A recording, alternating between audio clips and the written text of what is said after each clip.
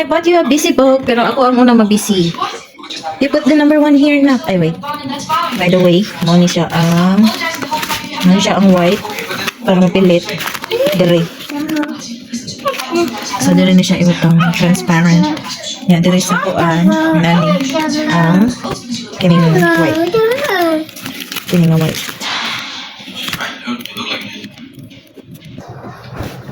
Dali na. Let's start with number 1. Where's the number 1? Here. Well, dagan dyan kita trabaho na. So, morning white. Yung siya, naman sa ikaw instruction din yun. White. So, may butang rin white. Sabi na kung buhok na katang lagi. Kung ano ba gani? Ikaw, papilitan pa na ako. Put it on the number 1. On the number 1. Where's the number 1 here? What? Number 1? Wow! Very good! Mabisigit ka, Aninak. Sa sobrang proud ko sa iyo, anak, gusto ko talaga sana na i-enroll ka na kahit 2 ka pa lang dito. Gusto ko sanang i-enroll ka na at 3 years, pag 3 years old ka na. Kaso, nag-iba na pala yung patakaran ngayon.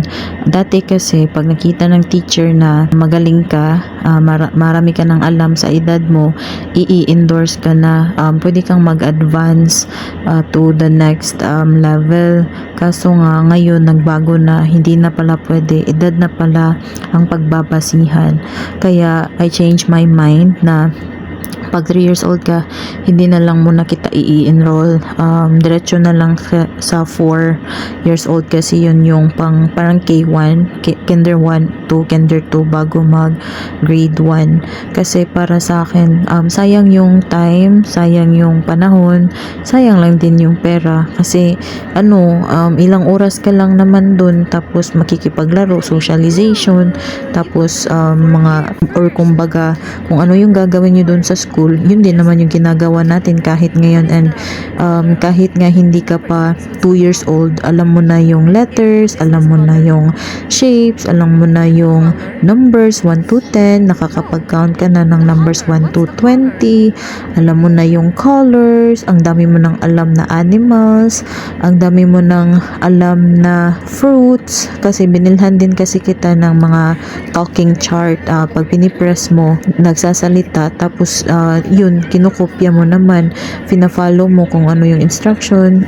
sinusunod mo yung mga salita, ganun, dun ka natuto. Kahit na limit yung TV mo, 2 hours lang kita pinapanood ng straight, maximum of 2 hours na, and then off na yan.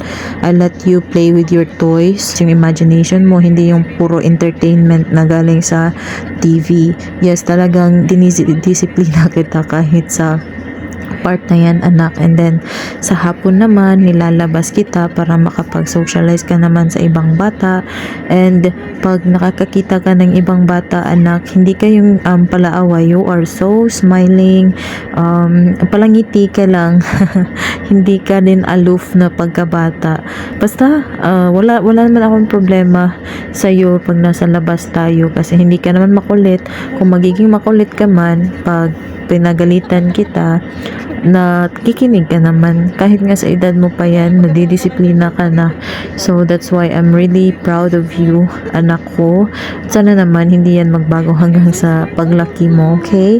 Kaya sorry, hindi kita mai-enroll at 3 years old. Sayang nga kasi plano ko sana na enroll ka ng maaga, bala ko makapag-advance ka para maaga kang graduate ng high school, para in case na gusto mong magdoktor, 'di ba?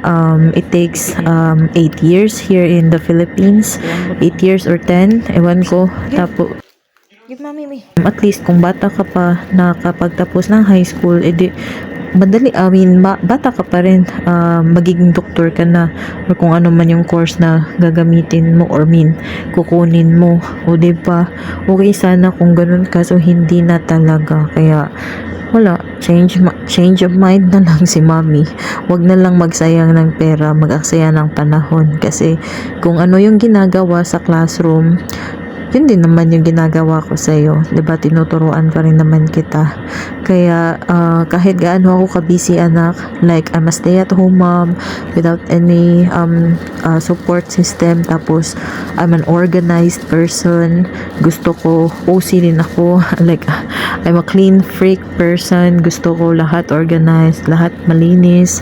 I let you play with your toys, I let you mess around, but then right after, pag hindi ka na naglalaro, I let you clean up, and then tinutulungan kita, and then I let you clean up. Kaya madali ka rin natuto about clean up kahit na 2 years old ka pa, nakakapag-clean up ka na, nakakatulong ka na sa akin kahit papano. And then ayun, naging malinis yung bahay natin, kaya pagod talaga ako. Araw-araw akong pagod kasi sa dami ba naman ng gawain sa bahay, ilang oras akong maghugas ng pinggan, maglilinis ng kusina. Pag sinabing linis, linis talaga yan. Like sparkly clean, ganun ka OC ang mami mo. Kaya bata ka pa lang, tinitrain na talaga kita kung paano maging masinop, maging malinis, maging organized. Kaya nga natawa ako dito sa binili kong busy book for you, anak, kasi pag dinikit mo siya, talagang i-arrange mo. So I'm so amazed talaga. Natatawa talaga ako kasi parang shoot, atong batang to ganito pang edad, pero parang nakita ko yung sarili ko sa'yo na napaka-OC. Pero alam mo yung pag kailangan dapat kung ano yung posisyon, ganito talaga yung posisyon, maintain yung posisyon na ganyan ako, anak, ka-clean freak, ganyan ako ka-organize. Kaya minsan yan yung napag-aawayan namin ng dada mo. Kaya ikaw, habang bata ka pa, tinitrain na kita para alam mo na yung rhythm ng organize na bahay, na neat na bahay, na clean na bahay, you know. Kaya sorry kung ganito si mommy. And also, ito na pala yung output. Finally, tinapos ko talaga siya on that night, kahit gaano ka rami at kahit gaano na ako kapagod, basta matatapos ko lang. And masyado pala itong advance for you, so yung iba hindi ko pa pinapalaro sa'yo, pero you're going to be busy talaga pag dating mo sa age na nakaka-appreciate ka na nito. So that's it for now, my love. I love you. We love you. Mwah.